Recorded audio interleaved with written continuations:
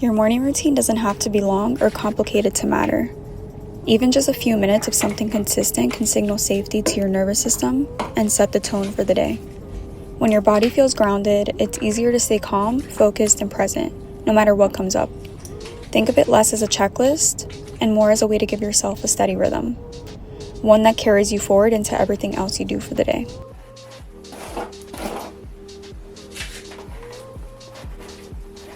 Good morning. This is my morning routine that I anchored in a very long time ago, even when I was still working 9 to 5s. Very rarely I miss this routine. When I do, it's because I have to, like I'm in a rush. This is a routine that I do every single day. The first thing in the morning to anchor in a routine is to literally get up and do these little steps. I'm not gonna lie to you, I scroll in the morning. I don't know what it is, but I don't scroll as long as I used to. I'm working on not scrolling whatsoever, and some days I'm good with that.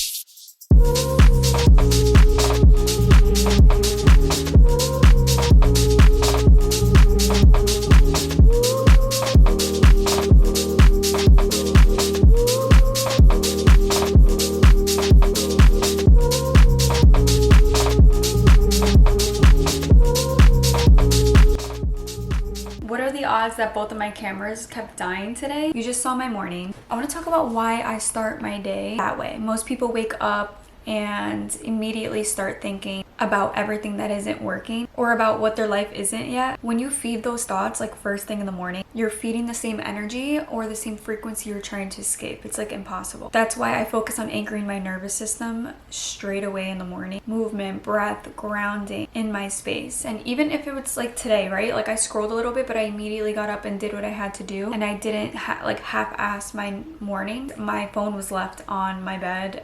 I didn't touch it for like a very long time. I also cleaned, so that really helps. Like that's movement, that's grounding for me at the very least. It makes me feel so much better. It does not have to be perfect, it just has to be physical, because when my body knows it's safe, my mind follows. I'm already showing myself that I have a stable foundation, a morning routine. In my dream life, this is what I would be doing. And it's funny because the only thing missing is the consistency in other areas of my life. And that's why you have to start little by little, because once you show yourself that you can be consistent in the everyday things, that you deserve to be consistent, to have a morning routine, to have a nighttime routine, to have a schedule, then little things start showing up in your life because you're starting to attract that and you're just starting to expect more. So really not identifying with your thoughts and just starting your day. And even if like you know, towards the end of the day you start not feeling well, you always have the next day to restart your life. And that's the beauty of being able to rewire your subconscious. This is how I rewire my subconscious,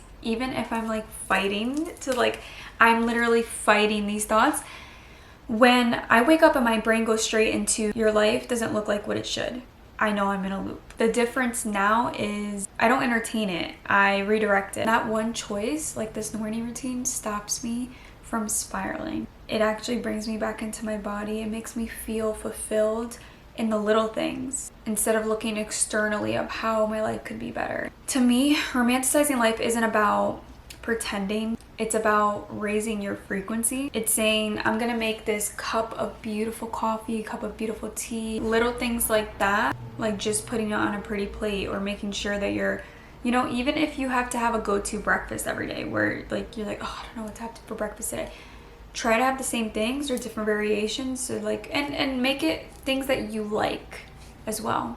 I don't know. All these little things have helped me tremendously. I know it's even harder when you have something every day that you have to wake up for, but if you could just practice having a mini morning routine and then it becomes a big morning routine when you finally are like, I just want to be so in love with life that I'm waking up earlier. So in love with life, but so in love with yourself that I'm waking up even earlier so that I could have a minute for myself before I go into, let's say you don't like your job or whatever, and you know, as time goes on, you make those aligned actions and those changes into your life, but it all has to start somewhere. Give yourself like something of your day.